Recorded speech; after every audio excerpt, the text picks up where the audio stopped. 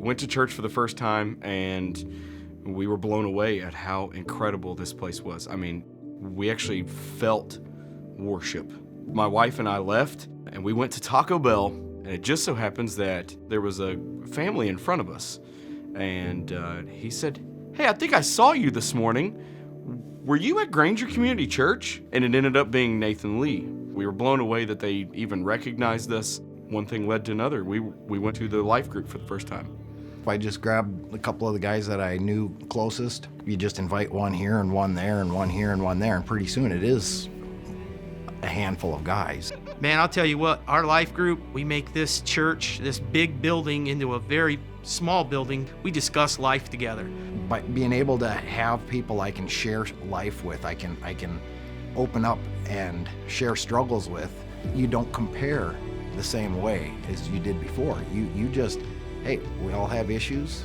We can all work together and grow spiritually, grow physically, grow as a husband, grow as a parent. So that kind of branched off, and we kind of got together as a group of guys who wanted to help out our community. Our first encounter with helping a single mom with 3 kids. She had a bad porch that needed a rail repaired, and then we just went through and cleaned up her backyard for her. It meant more to her than anything. That was the coolest thing in the world that we could do that.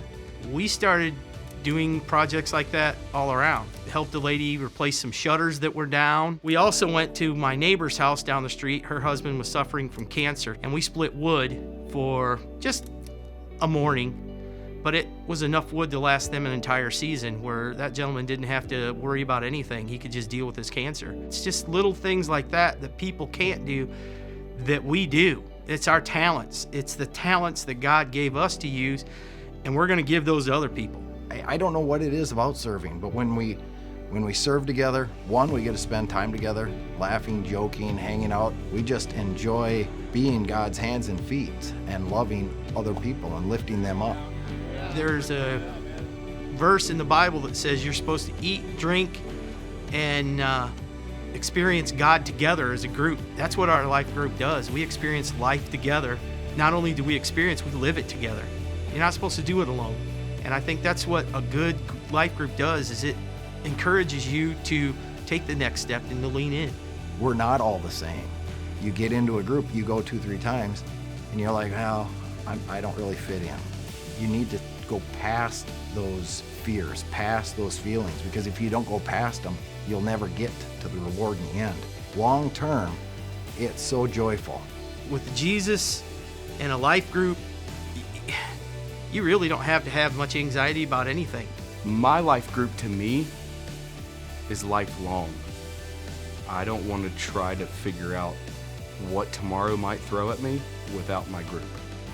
For me, the last 4 or 5 years of just building the relationships with these guys, just seeing the changes in people and seeing these things and serving with people. I'm so excited to see what God has for our group in the future.